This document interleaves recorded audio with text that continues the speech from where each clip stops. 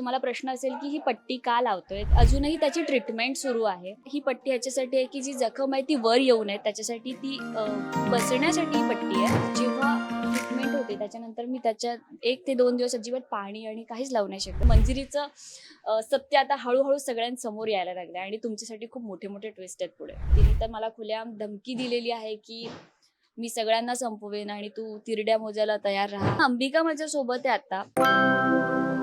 Hello नमस्कार friends, मी मज्जाची नीलम तुला जपणार आहे या मालिकेच्या सेटवर आली आणि महिमा माझ्यासोबत आहे. महिमा कशी आहेस? मी मस्त आहे. मालिकेविषयी विचारायचं आहे की मीराच्या आयुष्यात आता खूप काही काही सुरू आहे आणि दुखापत झाली आणि दुखापती झाल्यानंतर आता मी एक कमेंट वाचली की काय झालंय नेमकं आणि अजूनही त्यावर उपचार सुरू आहे. नेमकं असं काय झालं आणि आता कुठपर्यंत ही प्रोसेस असणार आहे? सो काय सांगायचं प्रेक्षकांना? मला प्रेक्षकांना इतकंच म्हणायचंय की जेव्हा मला लागलं होतं आणि मी तुम्हाला जेव्हा सांगितलं होतं तुम्ही खूप प्रेम दिलं मला. लकीली की मीरावर प्रेक्षकांचं खूप प्रेम आहे. त्यांनी खूप स्पोर्टिंगली प्रेमाने हे एक्सेप्ट केलं होतं.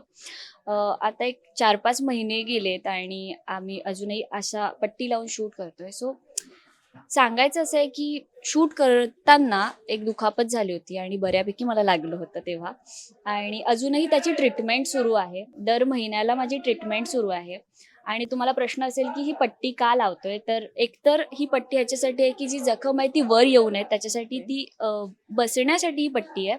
आणि दुसरी गोष्ट म्हणजे की सन प्रोटेक्शन.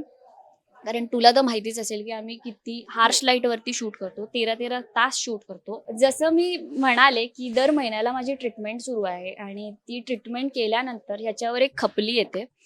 सो त्या दरम्यान मला त्याची खूप जास्त काळजी घ्यावी लागते. म्हणजे एरवी तर आम्ही घेतोच, पण त्याच्याहून जास्त काळजी घ्यावी लागते. आणि 10 दिवस ती स्किन खूप नाजूक असते, त्याच्यावर आम्ही काहीच लावू शकत नाही. त्याच्यानंतरचे एक 10-15 दिवस आम्ही त्याच्यावरती मे बी मेकअप करू शकतो. पण तेच आहे की लॉजिकली ते कुठेच फिट बसणार नाही, कारण आपण सिरियल शूट करत असतो, एक स्टोरी लाईन असते. सो कंटिन्युटी मॅच होणार नाही. आणि त्याही पलीकडे जाऊन ही पट्टी प्रोटेक्शनसाठी लावली जाते की ते जखम पण बसावी, प्लस लाईटपासनं प्रोटेक्शन व्हावं. त्याच्यावरती सनस्क्रीन लावायचं असतं. आणि जेव्हा ट्रीटमेंट होते त्याच्यानंतर मी त्याच्यात 1 ते 2 दिवस अजिबात पाणी आणि काहीच लावू नाही शकत. सो आपण म्हणू शकतो की एखाद्याला जखम झाल्यावर आपण बँडेड लावतो आणि ती जखम हील होते.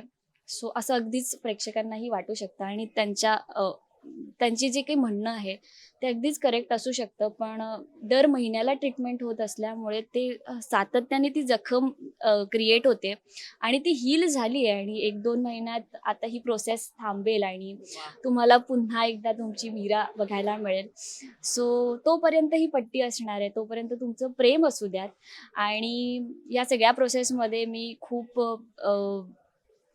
म्हणजे थँकफुल आहे मी की तुमच्यासारखे प्रेक्षक मला माझ्या आयुष्यात आहेत. सो तुमचं असंच असंच असंच प्रेम राहू देत माझ्यावर. पण मालिकेत आता आम्ही बघतोय की अंबिका तुझी साथ देते आणि मंजिरीचं सत्य आता लवकरच समोर येणार आहे. मंजिरी कुठेतरी दादासाहेबांचा खून करते असंही दिसतंय. सो नेमकं काय घडतंय आणि काय घडणार आहे? आतापर्यंत प्रयत्न सुरू होते की मला मंजिरीचं सत्य कळलं, त्यानंतर माझे सगळे एफर्ट्स ह्याच्यावरती होते की अंबिकाला ते कळावेत, कारण अंबिका माझ्या पाठीशी उभी नव्हती. त्यामुळेच आता अंबिकाला कळलंय, पण अंबिकाला कळल्यानंतर सुद्धा घरच्यांना सगळ्यांना कन्व्हिन्स करणार, घरच्यांसमोर तिचं रूप आणणं इतकं इझी नाहीये. त्यासाठीचे सगळे प्रयत्न सुरू आहेत आणि साईड बाय साईड ती आमच्यावरती वार करते सतत.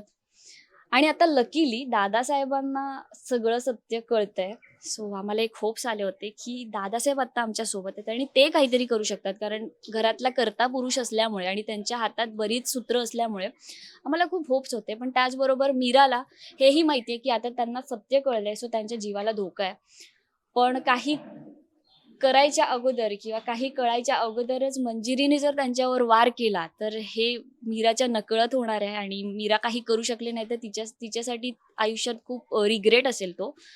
सो हाच प्रयत्न चालू आहे की आपल्या फॅमिलीला प्रोटेक्ट करणं. बघूयात आता ही स्टोरी कुठपर्यंत जाते, कारण मंजिरीचं सत्य आता हळूहळू सगळ्यांसमोर यायला लागलं आणि तुमच्यासाठी खूप मोठे मोठे ट्विस्ट आहेत पुढे. मंजिरीचं सत्य समोर आल्यावर मीरा पलटवार करणार आहे, कारण खून ती करते आणि ती प्रत्येकाचाही खून करू शकते ही भीती आहे.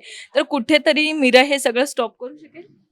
ऑब्व्हियसली जसं आपण म्हणतो की सत्याचाच विजय होतो नेहमी आणि आपण सत्यालाच नेहमी प्रमोट करत आलोय.